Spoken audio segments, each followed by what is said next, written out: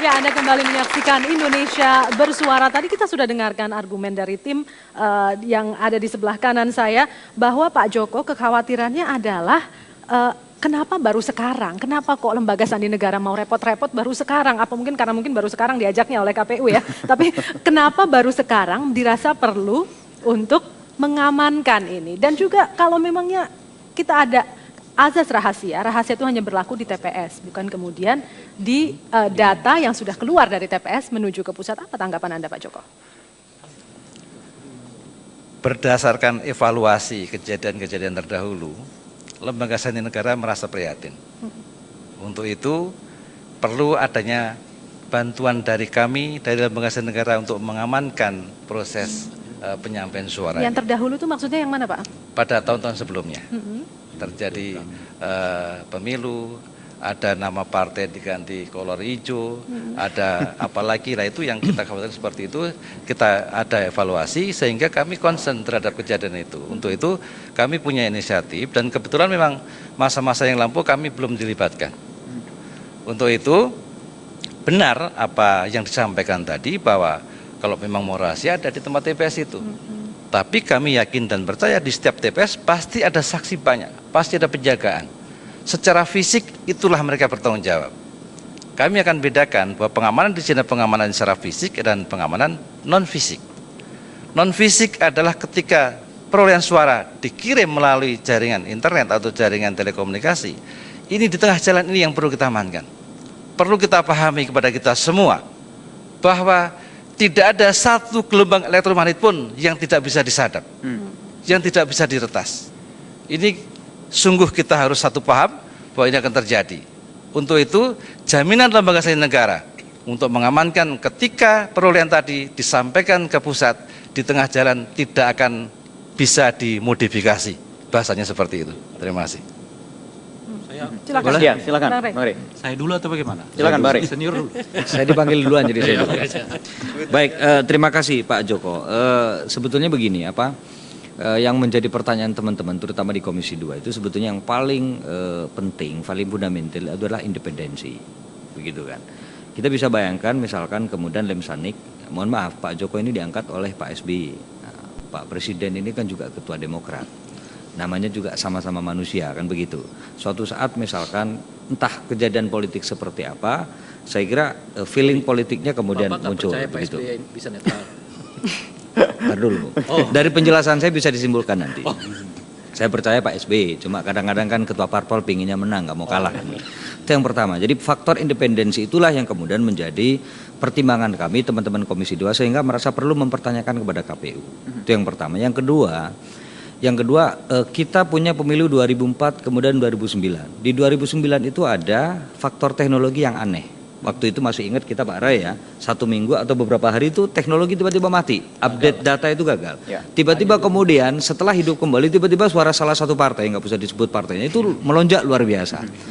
Dan itu luar biasa kemudian sensitifnya dan kita nggak mau pengalaman itu terjadi lagi. Saya nggak ngerti Lemsanik cara mengamankannya seperti apa. Tadi Pak Joko sudah menyampaikan bahwa ada data manual, begitu ada data non manual. Sekarang pertanyaan saya, kalau kemudian data manual itu berbeda dengan data teknologi yang memiliki Pak Joko, apa yang terjadi? Itu yang pertama. Karena itu menurut saya sebagai aktivis politik, anggota DPR di Komisi 2 tetap lebih percaya kepada data manual ketimbang data teknologi. Meskipun sekali lagi pengamanan itu penting untuk teknologi. Tetapi rujukan utama kita adalah tetap saja data manual. Nah itu yang kemudian sekali lagi menjadi pertanyaan kami. Yang ketiga Pak Joko, saya berpikir begini, di undang-undang sebetulnya sudah jelas kok. Pencoblosan, kemudian rekap suara dari PPS, dari PPK, kemudian dari KPU dan sebagainya itu sudah jelas gitu kan. Nah yang dikerjasamakan oleh KPU ke Lemsanik itu adalah data berjalan, bukan data diam. Data berjalan, artinya data berjalan itu data yang suatu saat bisa berkurang dan suatu saat bisa nambah begitu. Nah di mana kemudian validasi ketika misalkan data itu beda dengan data manual yang sekali lagi masih berjalan begitu. Nah, saya khawatir kemudian ini menjadi sekali lagi menjadi garapan politik dalam kurung melakukan kecurangan politik dengan teknologi yang luar biasa. Sekali lagi kita percaya dengan teknologi, tapi satu sisi teknologi memang punya cara yang lebih gampang untuk melakukan hal-hal yang negatif. Oke, Pak Wawan mungkin bisa membantu Pak Joko untuk mendeskripsikan lagi, karena banyak sekali kekhawatiran, entah itu dipolitisir, kemungkinan lainnya juga masih banyak. Tapi permasalahannya, Mas Malik, ini data enkripsi ini atau memang sistem ini hanya kewenangannya atau memang yang qualified untuk bisa melaksanakan adalah hanya lembaga sandi negara, bukan begitu Pak Wawan? Ya, kalau saya sih begini, karena pengalaman masa lalu seperti itu ya. Ada Dhani Firmansyah yang dia melakukan hacker, dia mengganggu, kemudian juga di Bangladesh bahkan itu kepresidenan itu juga diacak begitu sampai jam. Kemudian juga kejadian-kejadian di 2004 sebelumnya juga terjadi seperti itu. Maka ini sebetulnya kita ingin safety ya, supaya semuanya itu nyaman. Dan kalau soal trust tadi, sepanjang penilaian saya tentang kinerja Lemsanek ya, saya mengamati Lemsanek sudah 17 tahun Pak, sudah lama. Itu selama ini independensinya bisa dipegang. Kemudian kita pernah melakukan uji suhu panas dan dingin dari peralatan yang dibeli. Suhu panas itu di Timur Tengah, suhu dingin di Eropa. Ternyata barang yang ditipu pun waktu itu katanya kekuatannya 10 pangkat 300, setelah diuji cuma 10 pangkat 50, itu ketahuan.